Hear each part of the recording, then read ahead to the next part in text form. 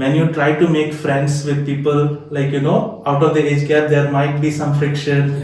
Yeah.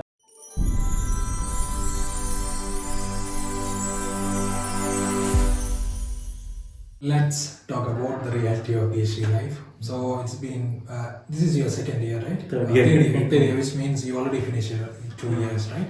So you may be having a lot of experience, like, so you may be come across many experience, like some stressful time or some difficult times like that, right? So can you elaborate on that? I'll give some general answers to that. So, first thing I will say is that more than the university or your research topic, one of the key things is that your supervisor has to be, you have to choose your supervisor very wisely. Yes, right. Because not just, thankfully, I have a very good supervisor, like, who understands our working culture, sings very perfectly. Yeah. But I know multiple instances where that is not the case. And, like, to some extent, even if you don't have a proper background in the field, or you're not really interested in the topic or whatever, you can gain that interest over time, I feel, to certain extent. But if your supervisor is not supportive or helpful, no matter what you do, it can break your entire PhD.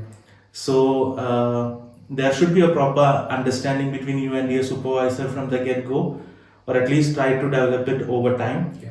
And they can actually make your life very easy or hell, depending on your working preferences.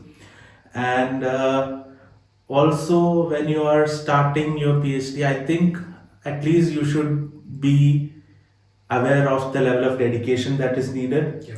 Because I feel like oftentimes when you are working in the industry, there is, I'm not saying it's always the case, but at least to a good extent, you can stick to that 9 to 5 job schedule. Like, after 5 p.m., you can disconnect if you want to from your work. I mean, here in Australia, I think most of the office people do that, even in our university. Yes. But when you are in research or academia, that is not the case. You will have, even in our case, we will have markings that you have to take home and work over the night, or, like, there will be periods where you don't have works for a week, and suddenly your work is piled on you over the entire month, or for 2 months or 3 months. Yeah. Marking your own research work, you have to prepare this thing, you have to submit a paper. So that kind of work schedule, I think you need to be familiar with, or else if you won't see yourself through. Right. If you are coming in expecting that, oh, I'll go to university at 9 o'clock and I'll leave by 5 p.m., I don't think PhD is suited to that. I mean, like, yeah, unless you are that organized, I don't know if it will work. Yeah. And then PhD can get very lonely very fast.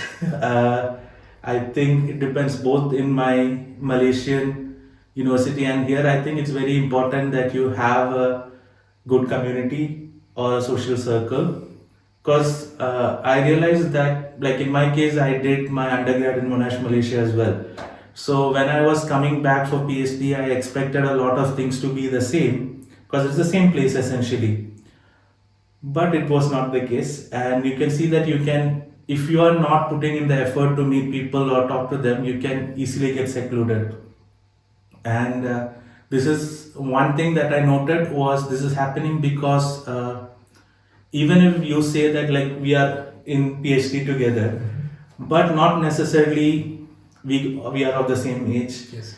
Not necessarily we have the same background. Yes. We do have it, but I'm saying, like, for example, I know in Malaysia, the oldest people I saw doing PhD was 60 plus.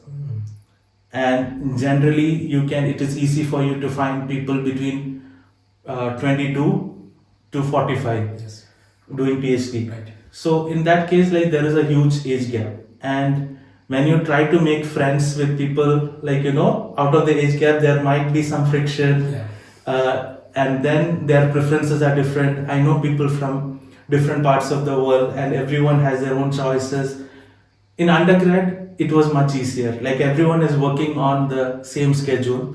Like, the semester starts at the same time, the exams happen at the same time, assignments are at the same time.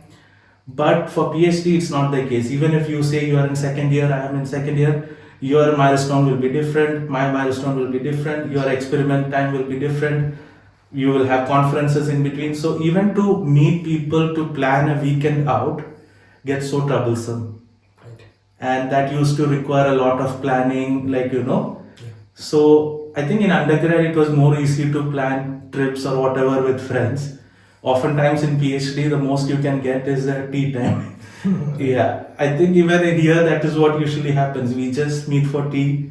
Yeah, that 1 hour we get is mostly what we have. Outside this, it's very hard to even meet the people. Right. I mean, basically, I think these are the few things that I do. Nice. Yeah.